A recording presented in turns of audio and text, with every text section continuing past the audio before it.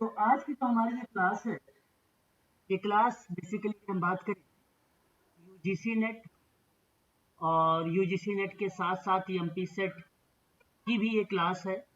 आप भली भांति तरीके से जानते हैं कि दोनों का सिलेबस कॉमन है और इस वजह से इसका जो टॉपिक होगा वो कॉमन ही होगा। तो हम लोग देखेंगे आज जो है समाज कार्य का सिद्धांत, और ये समाज कार्य का जो सिद्धांत है वो केस वर्क में भी लागू होगा, ग्रुप वर्क में भी लागू होगा और कम्युनिटी वर्क में भी लागू होगा। ये सिद्धांत आज की। एक चीज आप ध्यान रखिएगा, एक सिद्धांत की इंग्लिश जो होती है प्रिंसिपल्स होता है, और एक सिद्धांत की जो इंग्लिश होती है वो थ्योरी होती है। ठीक है, दो होते हैं। प्रिंसिपल का मतलब होता है सार्वभौमिक सत्यता पर आधारित होता है, और जो थ्योरी पर आधारित होता है वो बेसिकली थ्योरी शोध के माध्यम से बनाई जाती है, सिद्धांत बनाए जाते हैं। बाद में थ्योरी की जो है आलोचना की जाती है, उसमें बदलाव भी देखने को मिलता है। तो थ्योरी का मतलब भी सिद्धांत होता है, और प्रिंसिपल्स का मतलब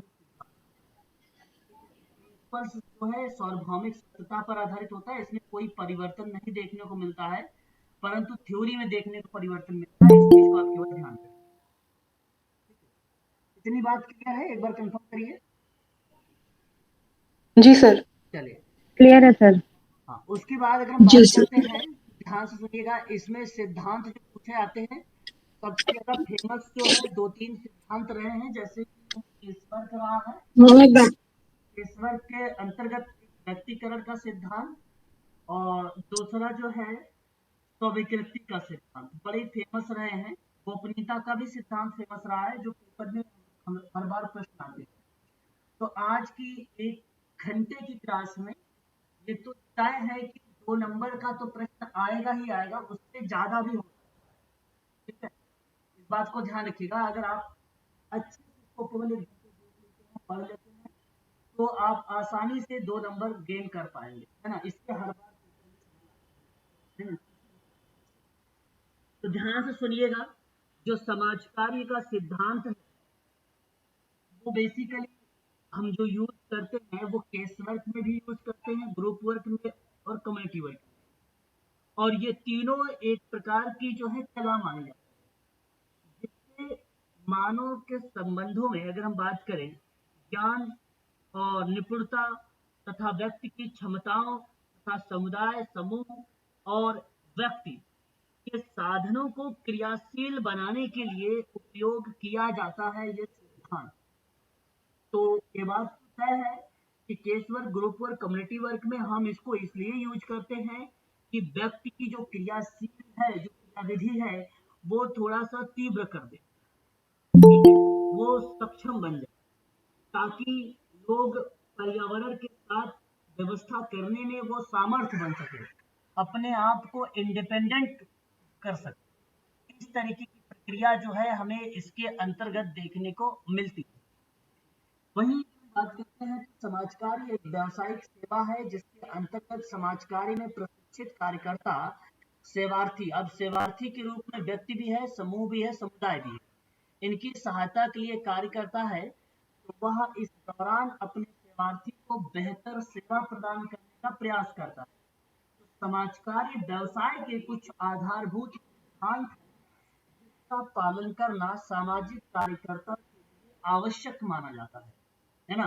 ये बात ध्यान रखिएगा। तो सोशल वर्क में, सोशल ग्रुप वर्क में, सोशल कम्युनिटी वर्क में ये समाज कार्य सिद्धांत फॉलो होंगे, ध्यान रखिएगा।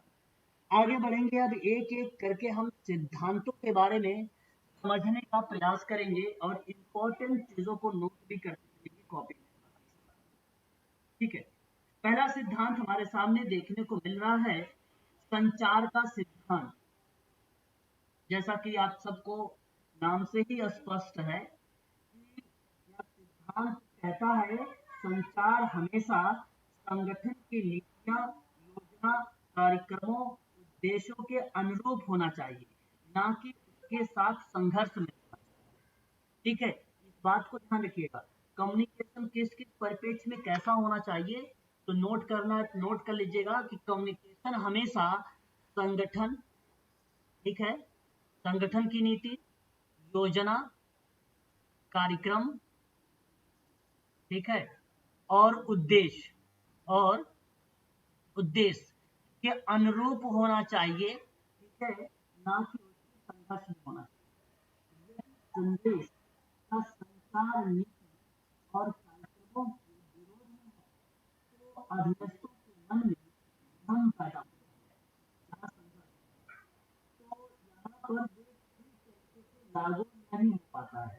ऐसी स्थिति में संगठन के हितों के लिए हानिकारक हो जाता है।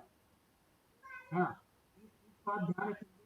इसीलिए कहा भी जाता है कि संघर्ष का जो सिद्धांत है, जो संचार का सिद्धांत है, वो बेसिकली संबद्धता को लेकर, पर्याप्तता को लेकर, स्थिरता को लेकर, अनौपचारिक प्रतिक्रिया इत्यादि को ध्यान में रखते हुए संचार का सिद्धांत को हमें फॉलो करना चाहिए।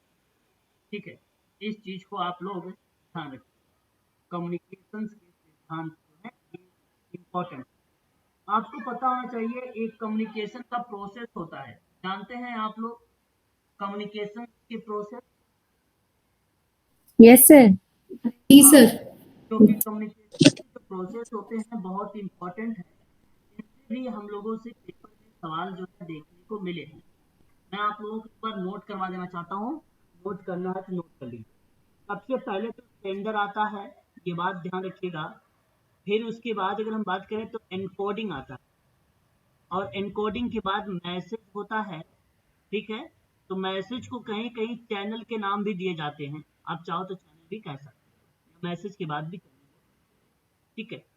उसके बाद अगर हम बात करते हैं तो डिकोडिंग होता है, और डिकोडिंग के बाद आपका रिसीवर होता है, और रिसीवर के बाद आपका फीडबैक आता है, और फीडबैक के बाद अगर हम बात करें तो फिर प्रक्रिया जो है सेंडर से स्टार्ट होती है। ये क्रम आप लोग ध्यान रखेंगे। Sender, decoding, message, channel, receiver, और कहीं कहीं रिसीवर से पहले डिकोडिंग है तो कहीं कहीं रिसीवर के बाद, लेकिन रिसीवर से पहले डिकोडिंग को कई बार समझो, क्योंकि आयोग ने भी इसको माना है, आयोग ने भी सर सेंडर के बाद मैसेज आएगा कि इनकोडिंग आएगा? सेंडर के बाद इनकोडिंग आएगा। ओके सर, एक बार और समझा दीजिए। देखिए, सेंडर आपका, ठीक है, फिर उसके बाद आपका इनकोडिंग करेगा, फिर मैसेज आएंगे, मैसेज के बाद चैनल होगा, चैनल के बाद डिकोड होगा, डिकोड के बाद रिसीव होगा, और रिसीव नहीं, रिसीवर है, और रिसीवर के बाद आपका फीडबैक होगा, फीडबैक के बाद आपका फिर सेंडर से प्रोसेस स्टार्ट होगा।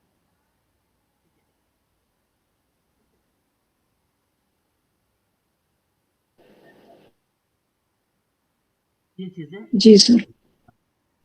अब सेंडर और मैसेज के बीच एनकोडिंग भी देखनी है,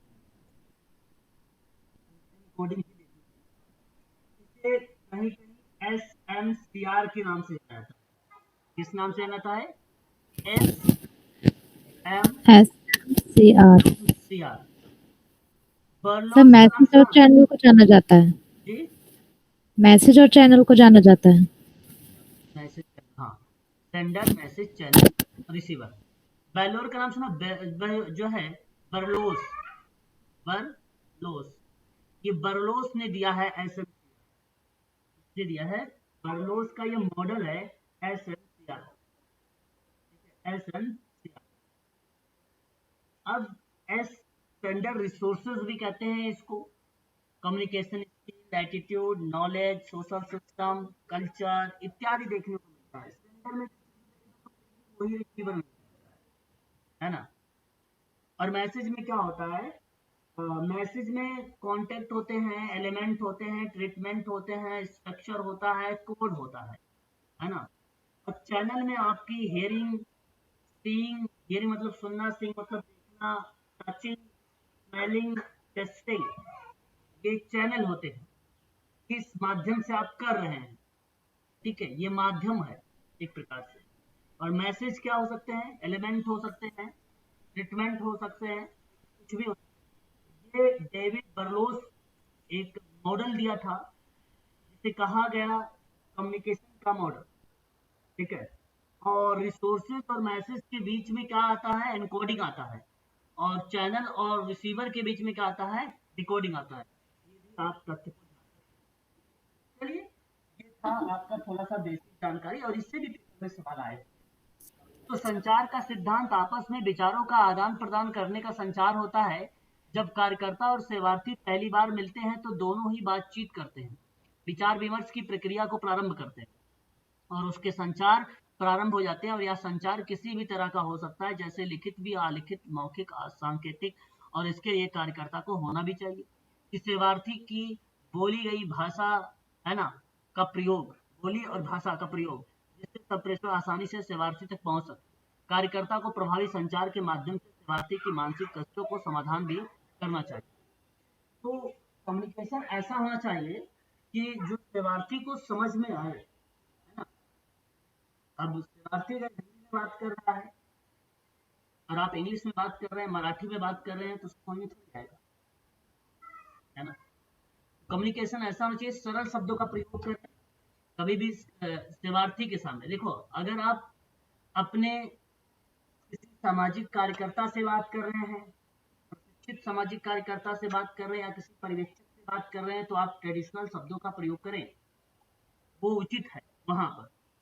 लेकिन अगर आप क्लाइंट को, जब तक आप समझेंगे नहीं, क्लाइंट पता नहीं वो शब्दों से रूबरू है या नहीं, तब तक आपका कम्युनिकेशन सफल नहीं कर रहा है। जब तक आपको पता नहीं होगा कि कम्युनिकेशन में सक्षम है, अगर वो सक्षम है फिर आप उससे बातचीत करेंगे, है ना। तो सरल शब्दों का प्रयोग करें ज़्यादा से ज़्यादा, ताकि आपको डेटा मिल सके, उसे आसानी हो समझने में, ठीक है। और कम्युनिकेशन लिखित भी हो सकता है, जरूरी ये नहीं कि आप केवल मुंह जबानी ही बातचीत करें, आप कॉपी पेन साथ में ले जाएं, डेटा को लिखना है अगर आपको है तो आप लिखित में भी कम्युनिकेशन लिखित में भी हो सकता है ना।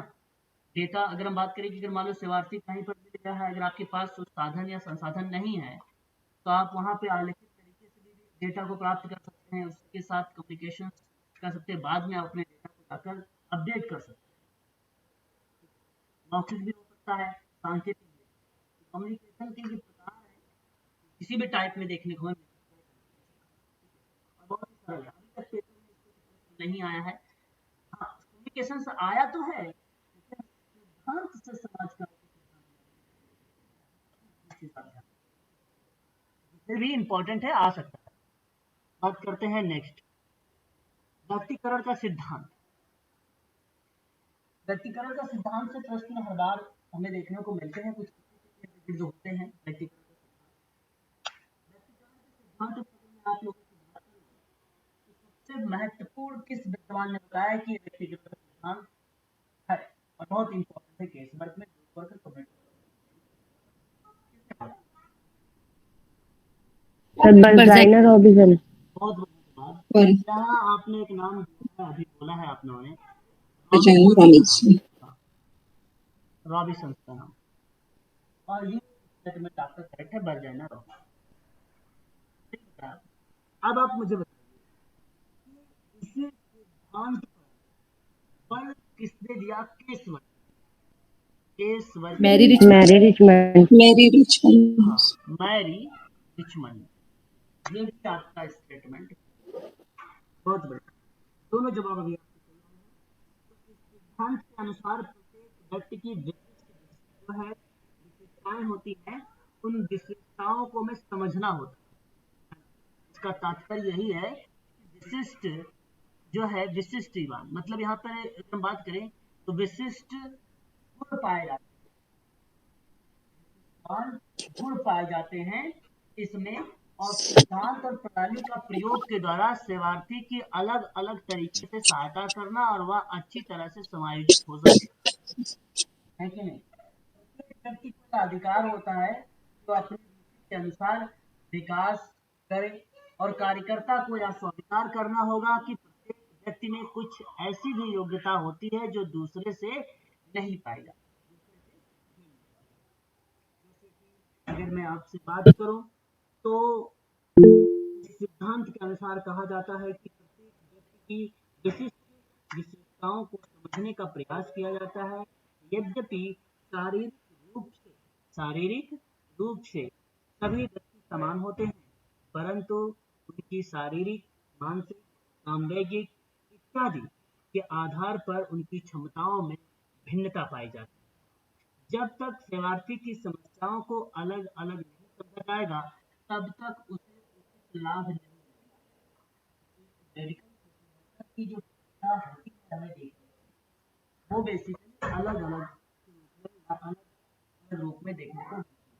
कहने का तात्पर्य ये है कि हर व्यक्ति सामाजिक कार्यकर्ता उसकी समस्याओं को समझता है और फिर उसकी समस्याओं के आधार पर ही उसका समाधान निकालता है।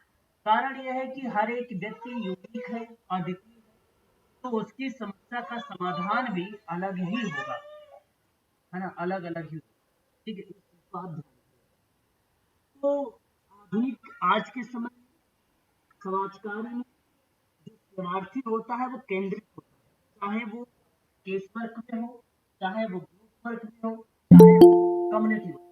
ये बात आपको ध्यान रखना है। ठीक है, क्लियर है। वहीं अगर हम बात करें तो आपको ये भी ध्यान रखना है कि निदान और उपचार कार्य के दौरान अलग अलग सेवार्थियों को अलग अलग के रूप में हमें उसको सेवा देनी होगी। योजना भी अलग अलग बनानी होगी। प्रत्येक व्यक्ति में अलग अलग संबंध स्थापित करने होंगे। समाज कार्य में यद्यपि सामान्य व्यवहार प्रकृति की विशेषताओं का ज्ञान प्रदान करता है ना, इसलिए आपको ये चीज ध्यान रखना होगा। ज्ञान से जो व्यक्ति सामाजिक कार्यकर्ता होता है, सामूहिक सामाजिक कार्यकर्ता होता है, सामुदायिक सामाजिक कार्यकर्ता होता है, तो उसके विषय वस्तु, वस्तुगत विचार, भावना, समस्या और कठिनाइयों को समझने में मदद करता है। वो व्यक्तिकरण का सिद्धांत होता है। ठीक है, अब आप मुझे जरा बताएं व्यक्तिगत व्यक्तिकरण के सिद्धांत में एक सामाजिक कार्यकर्ता की कैसी भूमिका हो सकती है। अब आपकी अपनी भूमिका बतानी है व्यक्तिकरण के सिद्धांत, जरा बताइए, मैं आप लोगों के विचार जानना चाहता हूं, बताइए।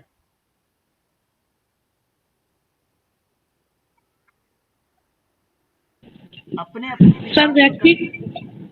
सर व्यक्तिकरण सिद्धांत में जो कार्यकर्ता की भूमिका होती है वो व्यक्ति जैसा है वैसे ही स्वीकार करना होता है बिना किसी बदलाव के। वह हमारे साथ समायोजित हो सके, साक्षात्कार में भाग ले सके। आपने स्वीकृति का है। के सिद्धांत में बताया है, मैंने कहा है व्यक्तिकरण के सिद्धांत में आप बताएं। और भी कोई लोग बताना चाहेंगे या मैं ही अपने बताऊं? सर आप ही बता दो। सिद्धांत में सामाजिक कार्यकर्ता की यानी आपकी जो भूमिका होगी, मानव व्यवहार का स्पष्ट ज्ञान होना चाहिए।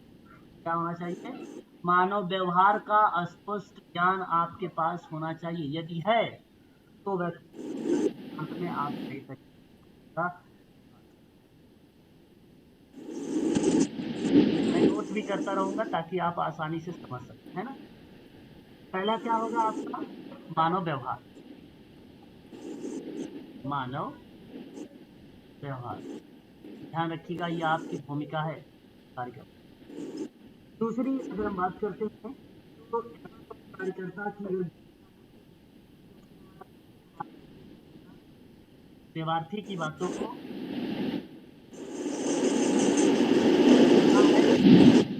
ध्यान दीजिएगा और साथ ही साथ बात करें अवलोकन करने की क्षमता होनी चाहिए। अवलोकन करने की क्षमता होनी चाहिए। ये आपके अंदर है तो फिर ठीक है, क्योंकि हम बात कर रहे हैं आप लोगों से सामाजिक कार्यकर्ता की भूमिका, और कार्यकर्ता की भूमिका कहाँ पर? व्यक्तिकरण में, व्यक्तिकरण के सिद्धांत में। याद रखिएगा इन दिस लाइक इसकी बात करते हैं हम लोग। तो कार्यकर्ता में कार्यकर्ता की योग्यता होनी चाहिए। कार्यकर्ता में, इसमें कार्यकर्ता में क्या होना चाहिए? के साथ साथ सेवार्थी की प्रगति के साथ साथ कार्य करने की योग्यता होती है। कार्य करने की योग्यता होनी चाहिए। एक बार म्यूट हो जाइए। योग्यता होनी चाहिए, आवाज आ रही बैकग्राउंड। वहीं अगर हम बात करते हैं तो एक पॉइंट और हम लोग मेंशन करेंगे यहाँ पर, पॉइंट नंबर 4, जैसे कि सेवार्थी की भावनाओं को समझने की योग्यता होनी चाहिए। सेवार्थी की भावना को समझने की योग्यता आपके अंदर होनी चाहिए, है ना, आपके अंदर यह योग्यता होनी चाहिए। यहाँ से अप्लाइड प्रश्न बनाए जाएंगे जो मैं बता रहा हूँ। एक पॉइंट और आप मेंशन कर सकते हैं कि कार्यकर्ता में परिपेक्ष उसके दृष्टिकोण को बनाए रखने की योग्यता होनी चाहिए। उसका दृष्टिकोण जो है या परिपेक्ष दृष्टिकोण को बनाए रखना चाहिए,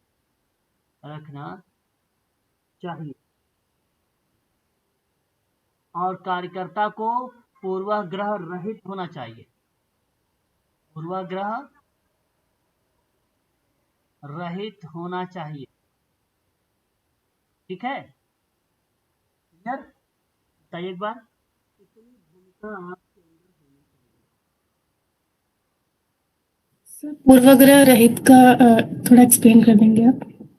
पूर्वाग्रह रहित का मतलब ये कि आपको अगर मान लीजिए कोई लड़का मिल गया साथ में काम करने के लिए, तो आप उसके साथ भेदभाव नहीं करेंगे, है ना। पूर्वाग्रह रहित होना चाहिए आपको, निष्पक्ष भाव से आप उसके साथ कार्य करना होगा आप लोगों को। ठीक है, ये भूमिका आपके अंदर होना चाहिए। और मान लीजिए कोई भी गरीब व्यक्ति है या कोई अमीर व्यक्ति है, और गरीब व्यक्ति के साथ आपको भेदभाव नहीं करना है, सामान्य व्यवहार आपको करना है, जिस तरीके से सोशल वर्कर की भूमिका होती है। ठीक है, उसके आधार पे आपको कार्य करना है। ठीक है,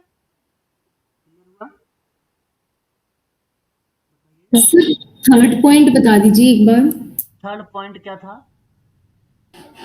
कार्यकर्ता में सेवार्थी की प्रगति के साथ साथ कार्य करने की योग्यता होनी चाहिए। देखो, अगर मैं आपसे बात करूं तो कार्यकर्ता में सेवार्थी की प्रगति के साथ साथ कार्य करने की योग्यता होनी चाहिए। कार्य करने की योग्यता का कहने का मतलब ये रहा कि सेवार्थी की प्रगति, जैसे जैसे कार्य करता रहेगा सेवार्थी, तो उसका प्रोग्रेस होता रहेगा, है ना।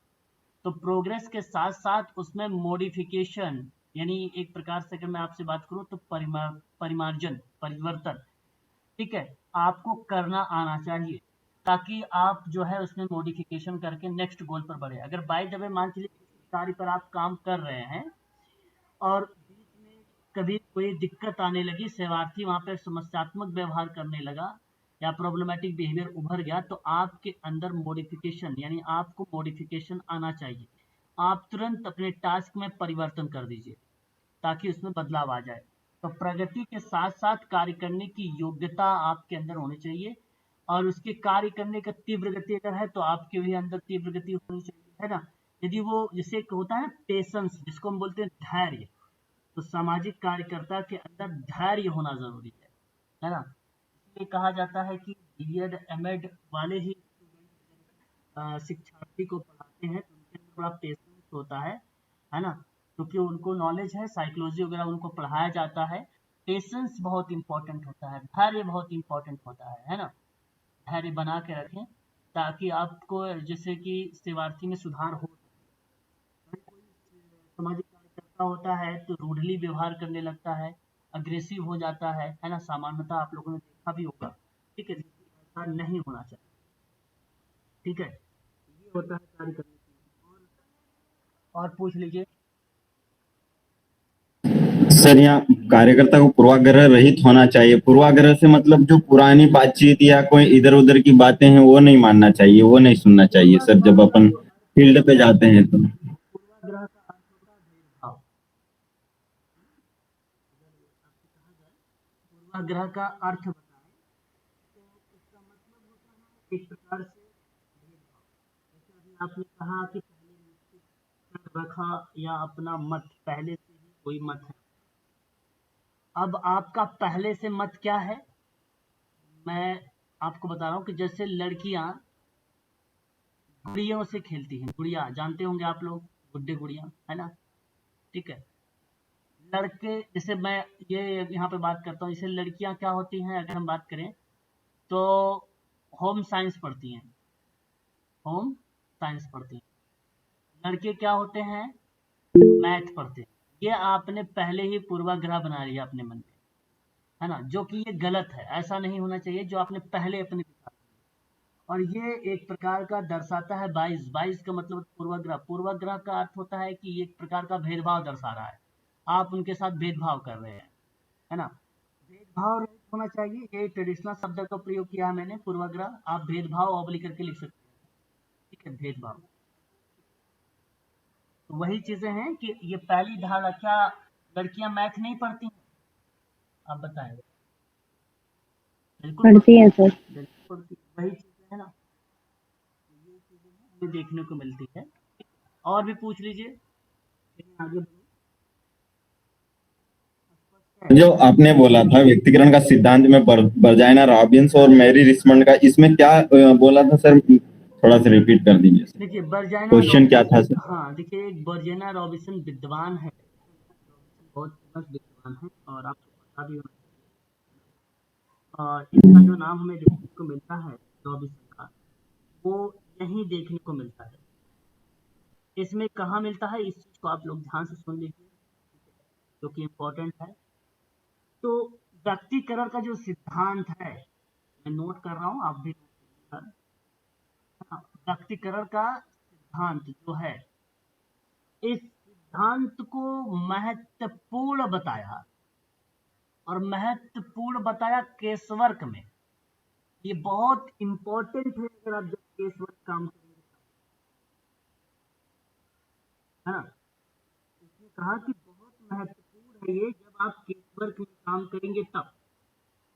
लेकिन इसी को अगर किसी ने आगे बढ़ाया है, तो वो मैरी रिचमंड, और वो भी केसवर्क। अगर किसी ने बल दिया है तो वो केस। ये बात आप ध्यान, क्लियर हुआ? बताइए बताइए। जी सर, जी सर। अब यहाँ पर ध्यान रखिएगा आप सभी लोग, बर्जाइना रॉबिन्सन के बारे में, बड़े ही इम्पोर्टेंट पर्सन है। इनकी एक किताब आती है, आ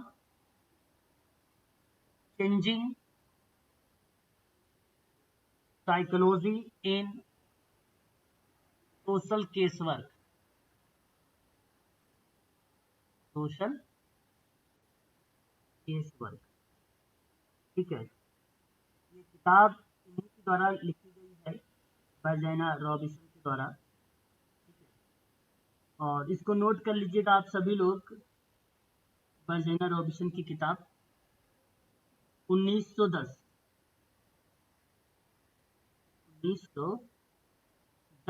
नोट कर लीजिएगा, आप सबके लिए इम्पोर्टेंट।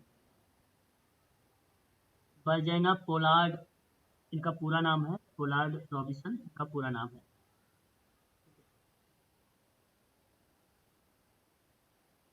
क्लियर हो गया है? अच्छा, इसकी 1930 इसके कुल 1930 का है सर आपको? 1910। सर पहले 1930 नोट करा है हमने। हाँ, अब बता रहा हाँ हूँ, सर। पहली बात सुन लीजिए। 1930 का जो मैंने बताया है, इनकी कुल टोटल अगर हम बात करें कितना संस्करण है, तो 10। कितना है? 10 संस्करण है, ठीक है। ये 10 संस्करण है, तो आप ध्यान रखेंगे। 1930 भी हमें देखने को मिलता है, ठीक है, सोशल केसवर्क में, ठीक है। आज changing psychology in social casework का, ठीक है। बट आप यहाँ पे शुरुआत का दौर लिखिएगा 1910। 1910 आपका इंपॉर्टेंट रहेगा। अंतिम संस्करण आप ध्यान रखें 2007, 10वां 2007 10वां संस्करण। सर ये महत्वपूर्ण, ये व्यक्तिकरण के सिद्धांत में कुल संस्करण 10 है सर? व्यक्तिकरण के नहीं, आज changing psychology in social casework की किताब कुल 10 संस्करण में आई है। ओके। जिसमें से एक 1910 है, इसके बाद 1934 है, 2007 भी है। अच्छा, प्रश्न के आधार पे ही ये सारी चीजें बनाई जाती हैं, परंतु यहाँ पर जो आपके लिए इम्पोर्टेंट है वो प्रथम और अंतिम। ठीक है, प्रथम एंड अंतिम, लास्ट, ये आप ध्यान रखिए। सर लास्ट का ईयर क्या बताया आपने? 2007। 2007।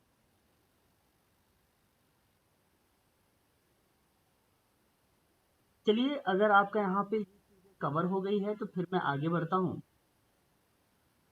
सर थोड़ा सा दृष्टिकोण के बारे में बता देंगे आप? कौन सा दृष्टिकोण? सर 5वां नंबर जो दृष्टिकोण जो अभी हम पढ़ रहे थे पहले। दृष्टिकोण को बनाए रखना। दृष्टिकोण का मतलब होता है पॉइंट ऑफ व्यू।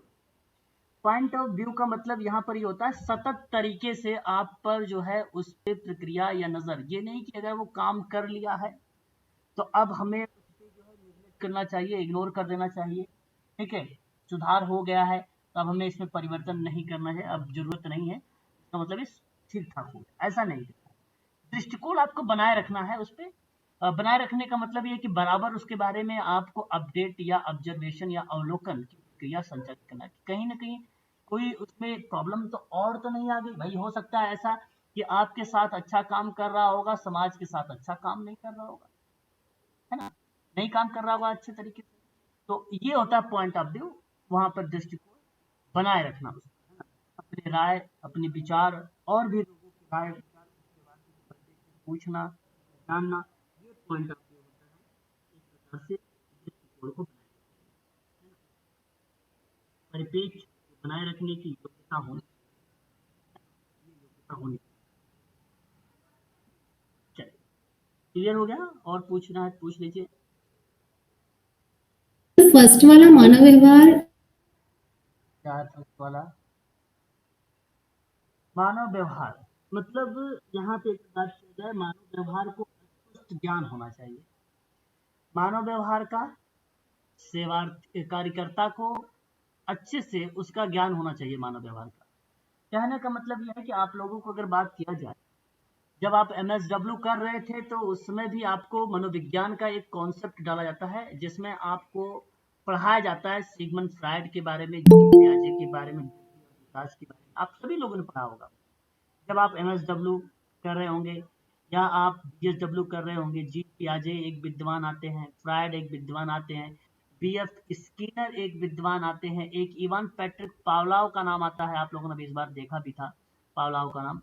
पावलाव का एक नाम आता है, अल्बर्ट बैंडूरा का नाम आप लोगों ने पढ़ा होगा। ठीक है, साथ ही साथ अगर हम बात करें तो आप लोगों से और भी विद्वान है, लेवाई गोत्स्की का नाम आता है ना, है कि नहीं? ये बहुत सारे विद्वान हैं। ये सभी लोग जानते हैं क्या बात करते हैं, ये सभी लोग मानव व्यवहार के बारे में जानते हैं। ये लोग बताते हैं कि समाज में जो व्यवहार है वो किस तरीके से किया जाता है। जैसे एक सामान्य व्यवहार होता है और एक असामान्य व्यवहार। सामान्य व्यवहार यही है कि जैसे आप लोग इसमें स्टडी कर रहे हैं, मैं आप लोगों को पढ़ा रहा हूँ, ये सामान्य व्यवहार चल रहा है। इसी में अगर कोई असामाजिक शब्दों का प्रयोग कर दे तो वह एक प्रकार का असामान्य व्यवहार कहलाता है। तो वही यहाँ पर जो है मानव व्यवहार को बनाए रखना है एज अ पॉजिटिव के रूप में, सकारात्मक के दृष्टिकोण में सामान्य व्यवहार को, और असामान्य व्यवहार को दूर करने का आपको प्रयास करना है। आपको समझना, जैसे बच्चों को पढ़ाने की साइकोलॉजी होती है कि पहले बच्चों के बारे में पूरा जानकारी होनी चाहिए, बच्चों को किस तरीके से पढ़ाया जाए। ठीक है, क्योंकि बच्चे जल्दी हाइपर हो जाते हैं, 10 मिनट 15 मिनट पढ़ेंगे उसके बाद उनका अटेंशन दूर हो जाता है। तो उसके लिए आप लोगों के पास टेक्निक होती है, और ये टेक्निक जो है आपको पढ़ाया जाता है, मिलता है फ्रायड के, पावलोव, अल्बर्ट बैंडूरा का, है ना। ये सारी जो थ्योरी उनसे देखने को मिलती है। इसलिए कहता है कि सामान्य जो है मानव व्यवहार को स्पष्ट ज्ञान होना चाहिए, पूरी जानकारी आपको मानव व्यवहार के बारे में होनी चाहिए। ठीक है, किस तरीके से आपको बच्चों को पढ़ाना है, किस तरीके से आपको हाइपर वाली एक्टिविटी वाले जो बच्चे हैं उनको पढ़ाना है, कैसे आपको उनको कंट्रोल करना है, ये सारी चीजें आपको पता होना चाहिए। ठीक है, और पूछिए। हो गया क्लियर? समय ज्यादा व्यतीत ना। जी सर। ओके, अब देखिए, आगे हम बात करते हैं तो व्यक्तिकरण के कुछ साधन होते हैं, जैसे करने का तरीका। जानते हैं आप लोग कौन कौन से साधन होते हैं व्यक्तिकरण के साधन? कौन कौन से साधन होते हैं बताइए जरा, अगर पता है तो आपको, नहीं पता है मैं बताता हूँ आपको। एक साधन आपको बताऊं, विस्तार में विचार विमर्श आना, विस्तार में विचार विमर्श साधन है ये। दूसरा आपको साक्षात्कार की गोपनीयता, अगर बात करें आप लोगों से तो साक्षात्कार की गोपनीयता, गोपनीयता का मतलब समझते हैं आप लोग? जी सर। तीसरा आपका होता है साक्षात्कार के समय पाबंदी। साक्षात्कार का मतलब इंटरव्यू होता है, ठीक है? साक्षात्कार के समय पाबंदी। उसके बाद एक होता है नम्यता, लचीलापन का नाम सुना है आपने? उसी को बोला जाता है लचीला। चलिए, ये होते हैं साधन, व्यक्तिकरण के साधन, ये आपको ध्यान। विचार विमर्श का मतलब क्या होता है कि सेवार्थी के सुविधा के अनुसार, है ना, यदि साक्षात्कार का समय निर्धारित होता है तो सेवार्थी को आत्मीयता का आभास होता है कि इसके साथ ही साथ व्यक्तिगत कार्यकर्ता को अधिक से अधिक विचार विमर्श करना चाहिए, जिससे सेवार्थी की सहमति बन जाए। मतलब समस्या का समाधान, जो उसकी समस्या है उसकी समस्या पे आपको विचार विमर्श करना जरूरी है। अगर आपको लगे कि मुझे उसकी समस्या के लिए दूसरे से मदद लेनी पड़ेगी तो उससे बातचीत करके सेवार्थी से आप दूसरे से मदद ले सकते हैं, क्योंकि जो भाव उत्पन्न होता है विचार विमर्श का व्यक्तिकरण का एक साधन माना जाता है, और ये आपका प्रकरण होता है। और साक्षात्कार की गोपनीयता, साक्षात्कार की गोपनीयता का मतलब ये है कि साक्षात्कार यानी इंटरव्यू शांत वातावरण में होना चाहिए, ये बात सही है। अच्छा, ये इसलिए होना चाहिए ताकि कार्यकर्ता का पूरा ध्यान जो है सेवार्थी के ऊपर लगा, तो सेवार्थी में कार्यकर्ता पर जो विश्वास जो है जागृत होगा। अगर आप उस पर बराबर अटेंशन या दिए रहते हैं या ध्यान से बातचीत करते हैं, उससे हर एक बात दूसरी बातों से रिलेट करते हुए उसे बताते हैं या उससे डेटा निकालते हैं, उसके अंदर जो है रहता है। और विश्वास बनाना बहुत इंपॉर्टेंट है, क्योंकि कार्यकर्ता और सेवार्थी के बीच में उद्देश्यपूर्ण संबंध होता है। किस तरीके का संबंध होता है? उद्देश्यपूर्ण संबंध होता है, जो आपको यही दर्शाता है। और ये पेपर में भी सवाल आया हुआ है, कार्यकर्ता सेवार्थी का संबंध डैश, एक ऑप्शन था उद्देश्यपूर्ण। उसके बाद साक्षात्कार के समय की पाबंदी, मतलब साक्षात्कार का समय से पहले निर्धारित है तो सेवार्थी में विश्वास होगा कि कार्यकर्ता हमारी पूरी बात को सुनेगा। कहने का मतलब ये हुआ, ऐसा नहीं कि जब चाहे तब मुंह उठा के चल दिए साक्षात्कार इंटरव्यू देना। आपको सबसे पहले क्या करना है, समय निर्धारित करना है। आधे घंटे का समय, टाइमिंग अगर 5:30 से 6:30, तो आपका ये टाइमिंग, इससे क्या होता है कि सेवार्थी को लगेगा कि हमें इस समय हमारा इंटरव्यू होगा, हमें इतने टाइम से वहां पर पहुंच जाना है, रिपोर्टिंग करना, रिपोर्ट करनी है, तो ये जरूरी है, ये समय की पाबंदी। अब ऐसा नहीं कि बैठे बैठे 1.5 घंटे बिता दिए, है ना, 2 घंटे बिता दिए, कोई फायदा नहीं। बातचीत इंटरव्यू के हिसाब से एक श्रेणीबद्ध प्रश्नों को तैयार करो। अच्छा, ऐसा नहीं कि कोई जरूरी ही नहीं कि प्रश्न ही लेके जाओ, है ना, उसके समस्या के संबंध में आप कोई भी जानकारी वहां से आप उससे प्राप्त कर सकते इंटरव्यू के दौरान। उस समय की पाबंदी का होना जरूरी, टाइम का होना जरूरी। फिर नम्यता, लचीलापन, मतलब सामाजिक कार्यकर्ता जब कोई काम करे प्रक्रिया के दौरान लचीलापन का होना, नम्यता का होना अत्यंत आवश्यक है। और नम्रता का होना भी व्यक्तिकरण में सहायक होता है, क्योंकि कार्यकर्ता में यह योग्यता होनी चाहिए कि वह समय और परिस्थिति के अनुसार प्रक्रिया में बदलाव कर सके। समय के अनुसार, परिस्थिति के अनुसार आप बदलाव उसमें कर सके, ये आपके अंदर ऐसी योग्यता होनी चाहिए। इसलिए व्यक्तिकरण के साधन में नम्रता को भी यूज किया जाता है, लचीलापन को भी यूज में लाया जाता है। ये 4 पॉइंट है इंपॉर्टेंट। क्लियर हुआ? संसाधन भी नोट कर सकते हो आप, संसाधन का होना भी जरूरी है, संसाधन का होना भी जरूरी है, ये भी नहीं। संसाधन का मतलब क्या होता है? तो आप काम करने वाले हैं, उसके परिप्रेक्ष्य में जो जो संसाधन है, मटेरियल है, उसका भी है ना। ठीक है, चलो आगे बढ़े। संसाधन का मतलब क्या है सर, कैसा समझ सकते हैं? मटेरियल संसाधन और टूल्स अलग अलग है सर? नहीं, टूल्स उसमें डाल सकते हो, टूल्स ही संसाधन है, उपकरण ही संसाधन है। तो उसमें लिसनिंग, होम विजिट ये भी आएगा सर? हाँ बिल्कुल बिल्कुल शामिल है। लिसनिंग, होम विजिट, आश्वासन देना, आपने भी देखा होगा। आश्वासन बेसिकली टेक्निक है, टूल्स नहीं है। आश्वासन टेक्निक। रिकॉर्डिंग, ऑब्जर्वेशन ये भी आएगा उसमें हाँ सर? बिल्कुल बिल्कुल, रिकॉर्डिंग, ऑब्जर्वेशन, ये सारी चीजें। चलिए आगे बढ़े। जी सर। अब आगे देखते हैं नेक्स्ट सिद्धांत पर। काफी लंबा हम लोगों ने इस पे खींच दिया व्यक्तिकरण के सिद्धांत में, फिर भी अगर आपको समझ में आया तो फिर लंबा नहीं है कि नहीं? समझ बिल्कुल सर। आगे बात करते हैं। एक सिद्धांत आता है स्वीकृति का सिद्धांत, very very most important, IMP आप समझिएगा।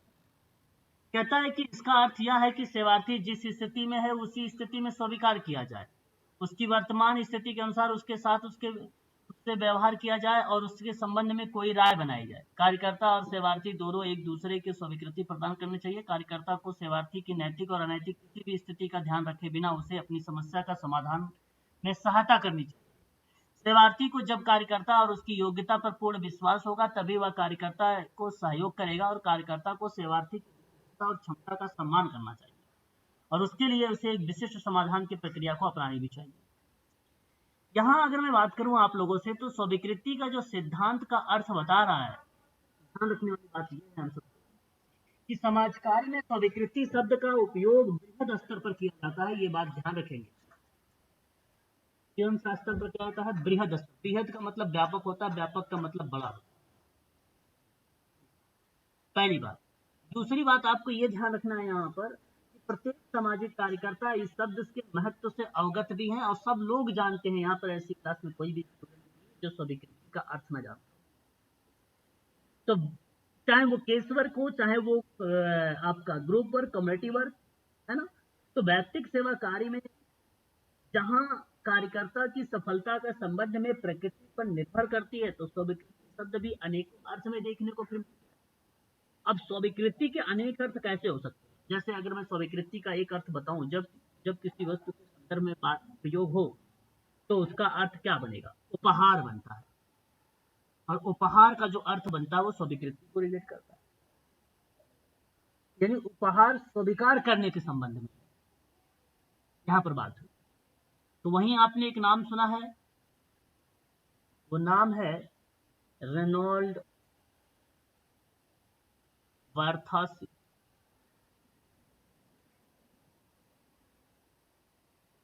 इन्होंने एक बात कही, उस बात को नोट करना है तो नोट कर लीजिए। इनका कहना है जब हम सेवार्थी को जैसा है वैसा समझ लेते हैं, जब हम सेवार्थी को जैसा है वैसा समझ लेते हैं और मानव साथी के रूप में उसका सम्मान करते हैं, और मानव साथी के रूप में उसका सम्मान करते हैं, तो हम सेवार्थी को स्वीकृति प्रदान करते हैं। और ये बात मार्था रेनॉल्ड। मंत्रणा शब्द भी आता है इसी का। मंत्रणा का मतलब होता है काउंसलिंग, यानी परामर्श। ये शब्द गढ़ा इसी ने है, परथा दयाल। तो व्यक्ति कार्यकर्ता या सामूहिक कार्यकर्ता या सामाजिक कार्यकर्ता, सामुदायिक संगठन कार्यकर्ता सेवार्थी को जैसा है वैसा ही जानने का प्रयास करता है, तो वही प्रत्यक्षीकृत करना चाहता है और वही रूप देखना चाहता है और उन्हीं गुणों को समझना चाहता है। इसी आधार पर वह सेवार्थी से संबंध भी स्थापित करता है। तो समाज कार्य का दृढ़ विश्वास यह है कि सेवार्थी का जो स्तर है वो कार्य शुरू होना चाहिए इसके स्तर से, और जिससे सफलता प्रत्येक चरण पर प्राप्त हो। वही स्वीकृति के कुछ अंग देखें। आप अंग के रूप में चाहे तो नोट कर सकते हैं, चाहे तो आप स्वीकृति के प्रकार के रूप में भी नोट कर सकते हैं। मैं आपसे कहूंगा प्रकार लिखें, स्वीकृति के प्रकार।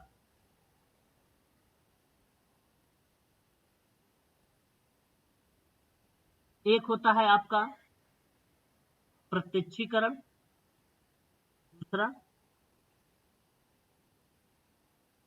उपचारात्मक, तीसरा अभिस्वीकृति। ये तीन होते हैं स्वीकृति के। और अंग की बात करें तो ये तीन तो शामिल ही रहेंगे, उसमें भी आप स्नेह करना शामिल कर सकते हैं, प्राप्त करना भी शामिल कर सकते हैं, चिकित्सात्मक समझ की भी बात आप कर सकते हैं। ये तीन मेंशन कर देना उसमें। ये तो बेसिकली अंग का पार्ट होता है। रिपीट करना सर एक बार। रिपीट करूं ये अंग को सर। अंग जैसे अगर हम बात करें करना, प्राप्त करना, रिसीवर किसी डेटा को डेटा प्राप्त करना, चिकित्सात्मक समझ, प्रत्यक्षीकरण आप लिख रहे थे, सम्मान करना, सहायता इत्यादि जो शब्द है ये हमें देखने को मिलता है स्वीकृति। ये अंग होते हैं। और स्वीकृति के प्रकार है प्रत्यक्षीकरण, उपचारात्मक और अभिस्वीकृति, ये प्रकार होते हैं। देखो, जब वस्तुगत तथ्यों को देखना चाहिए, जब आप वस्तुगत तथ्यों को आप देखते हैं, वस्तुगत है ना, वह जो भी स्वीकार कर रहा है उसका निष्पक्ष होकर अवलोकन करते हैं, निष्पक्ष होकर बिना भेदभाव किए उसका स्वीकार करते हैं, वही प्रत्यक्षीकरण का। और उपचारात्मक नाम से स्पष्ट है, इसमें कार्यकर्ता यानी आप हमेशा स्वीकृति विषय की समस्या के कारणों को देखना चाहिए, रीजंस, कारण, कारणों। अभिस्वीकृति वास्तविकता की बात करते हैं, है ना, वास्तविकता का प्रत्यक्षीकरण करते हैं, यानी इसकी जब आप वास्तविकता का प्रत्यक्षीकरण करते हैं तो उसकी स्वीकृति देना भी अभिस्वीकृति कहलाता है। और यही आप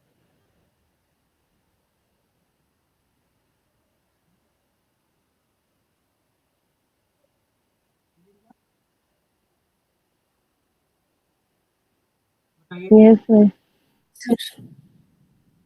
Yes, sir.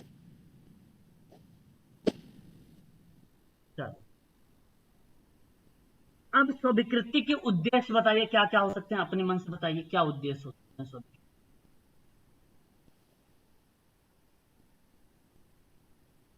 क्या उद्देश्य?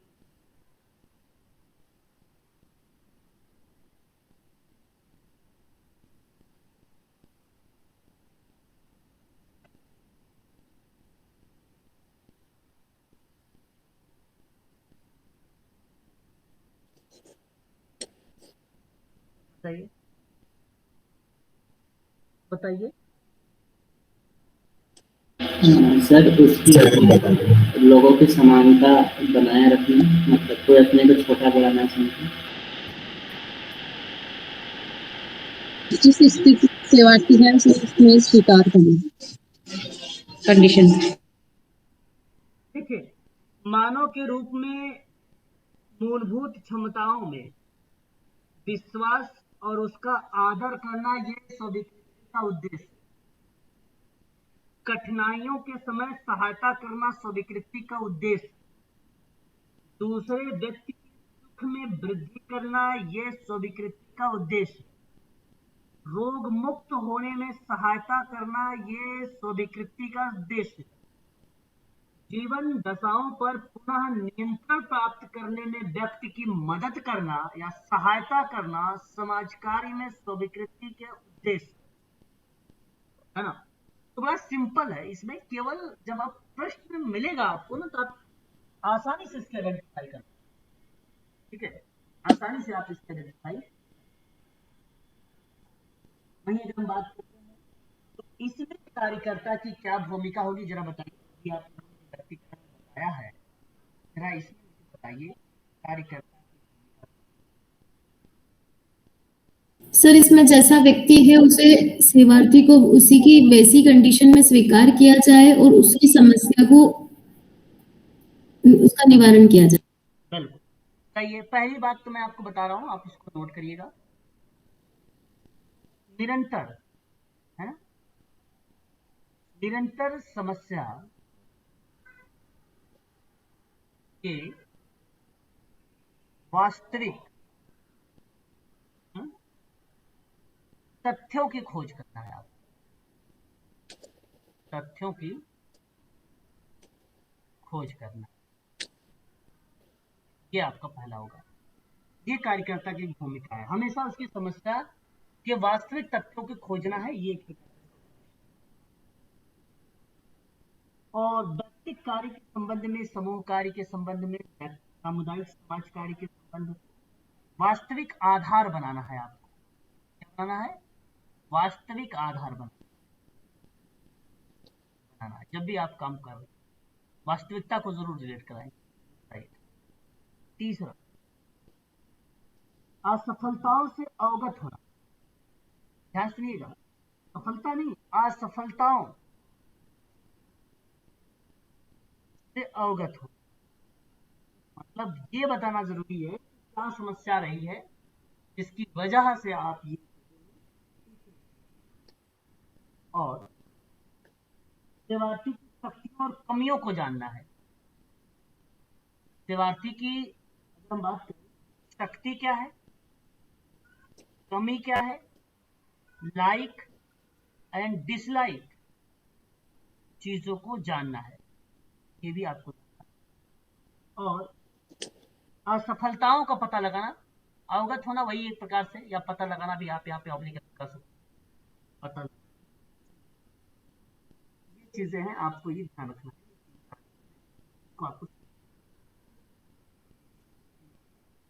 उसके बाद बात करते हैं हम लोग अगले सिद्धांत पर। अगला सिद्धांत हमारे सामने है गोपनीयता का। समाज कार्य मानव जीवन की विभिन्न पहलू और विभिन्न तरीकों के द्वारा उपयोग में लाया जाता है, और जीवन के ऐसे अनेक पहलू होते हैं जिसमें व्यक्ति गोपनीयता बनाए रखता है। और ये गोपनीयता बातें या गोपनीय बातें वह उसी को बताता है जो उसके सबसे अधिक घनिष्ठ होता है। तो गोपनीयता का सिद्धांत ना दो दृष्टिकोण में देखा गया, एक तो व्यावसायिक आचार संहिता पे देखा गया है, एक केस वर्क में। तो यहाँ पे कह रहा है कि सेवार्थी समस्याएं व्यक्तिगत होती हैं, जिन्हें वह चाहता है कि गोपनीय रखा जाए। कार्यकर्ता को चाहिए कि सेवार्थी जो भी बात कार्यकर्ता से करे या कार्यकर्ता को जो कुछ भी सेवार्थी के बारे में मालूम हो उसे कार्यकर्ता गोपनीय रखे।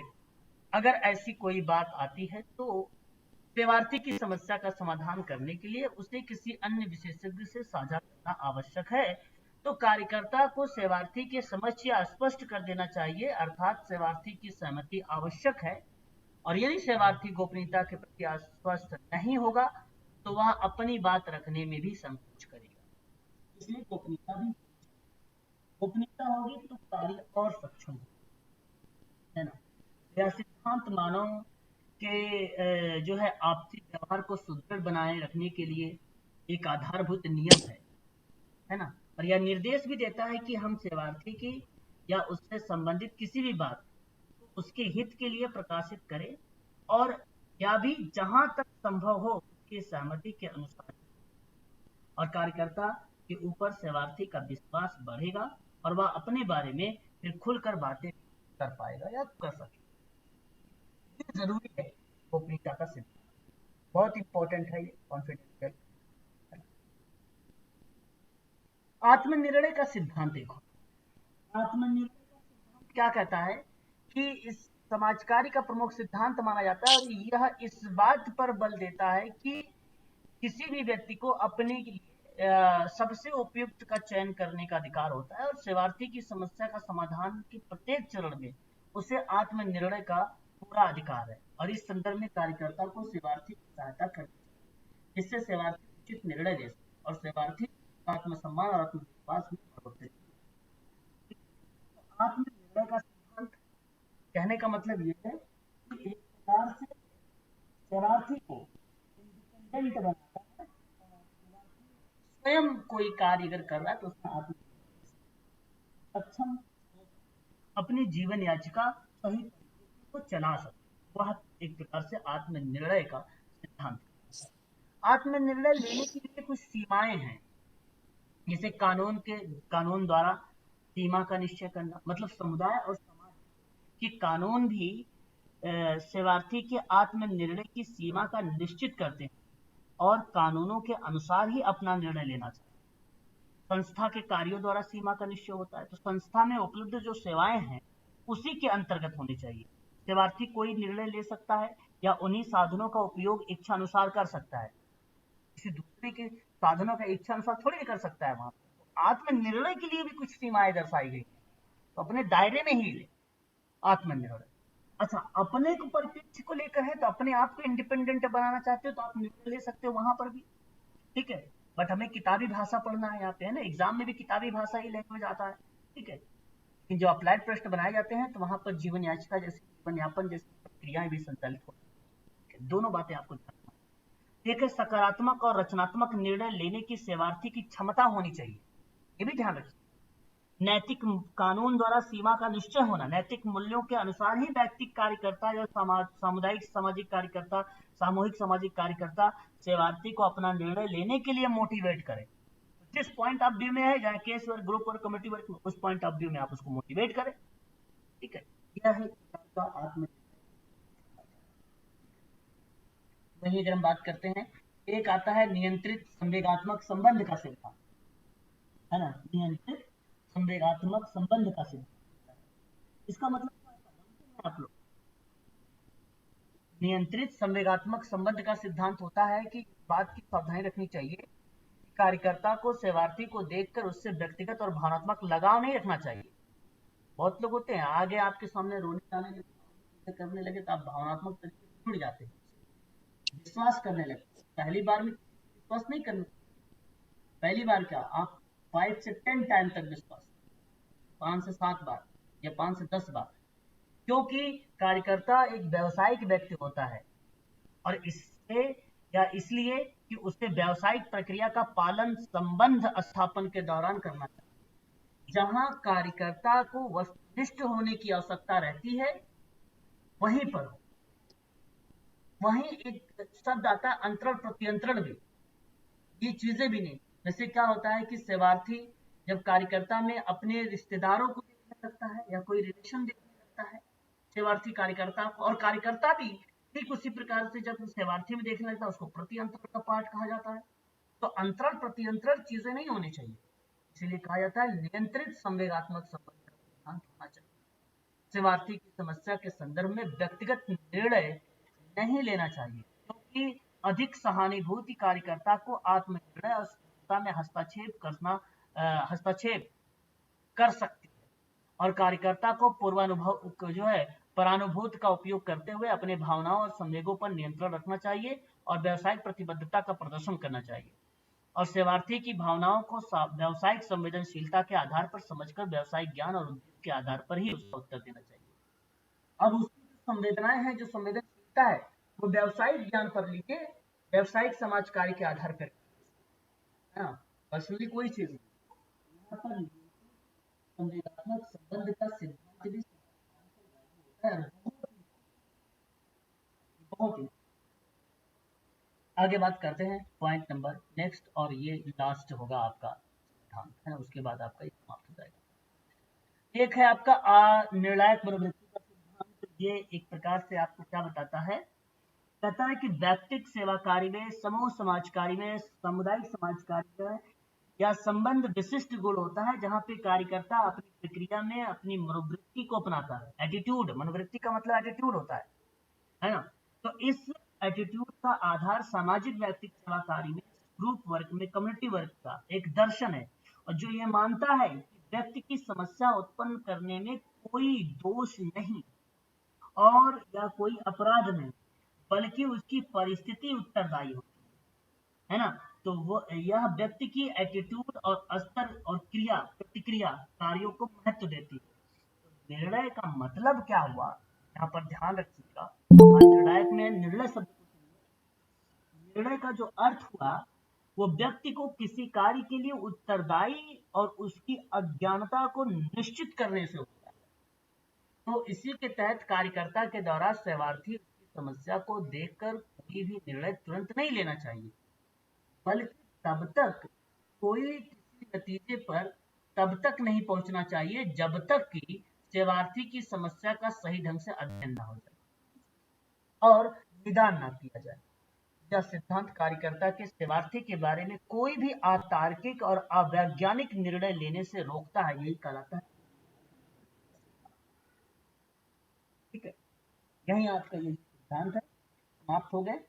संक्षिप्त विवरण है दिए गए हैं। फिर यहाँ पर और भी सिद्धांत हमें देखने को मिलते हैं। ये नीचे अभी आपको पीडीएफ भी मैंने आप लोगों को प्रोवाइड करा दिया, आप लोग पीडीएफ जाके देख सकते हैं। ठीक है ना, आज के लिए बस इतना ही। कल हम लोग बात करेंगे समाज कार्य की प्रक्रिया पर, है ना।